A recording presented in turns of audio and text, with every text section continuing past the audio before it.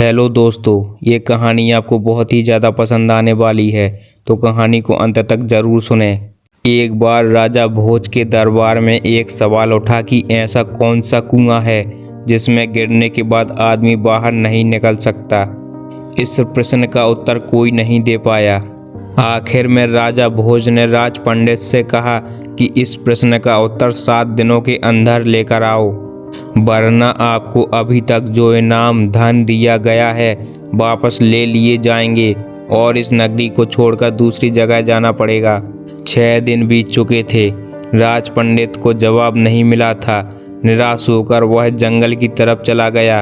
वहाँ उसकी मुलाकात एक गडरिये से हुई। गडरिये ने पूछा, आप तो राज पंडित हैं, राजा के दुलारे हो, फिर चेहरे पर इतनी उदासी क्यों? राज पंडित ने सोचा, यह गडरिया मेरा क्या मार्गदर्शन करेगा। यह सोचकर पंडित ने कुछ नहीं कहा। गडरिये ने पुनः उदासी का कारण पूछते हुए कहा, पंडित जी, हम भी सत्संगी हैं, हो सकता है आपके प्रश्न का जवाब मेरे पास हो, अतः निसंकोच कहिए। राज पंडित ने प्रश्न बता दिया और कहा कि अगर कल तक प्रश्न का जवाब नहीं मिला तो राजा नगर से निकाल देगा। गडरिया बोला, मेरे पास पारस है, उससे खूब सोना बनाओ। एक भोज क्या, लाखों भोज तेरे पीछे घूमेंगे।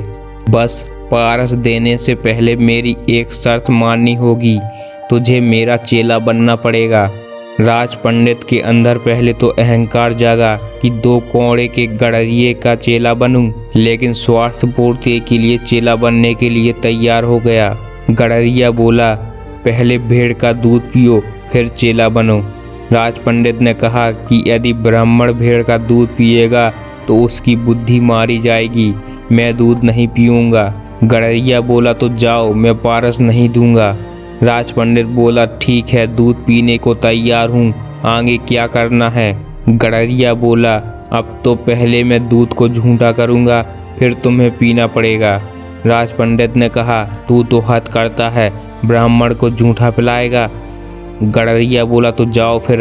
राज पंडित बोला, मैं तैयार हूँ झूठा दूध पीने को। गडरिया बोला, वह बात गई, अब तो सामने जो मरे हुए इंसान की खोपड़ी का कंकाल पड़ा है उसमें मैं दूध डालूंगा, उसको झूठा करूंगा, कुत्तों को चटवाऊंगा, फिर तुम्हें पिलाऊंगा, तब मिलेगा पारस, नहीं तो अपना रास्ता नापिए।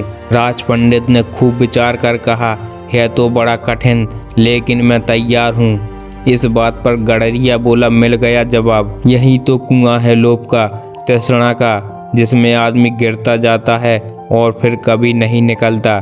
जैसे कि तुम पारस को पाने के लिए इस लोभ रूपी कुएं में गिरते चले गए।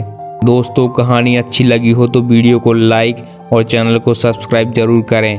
जय हिंद।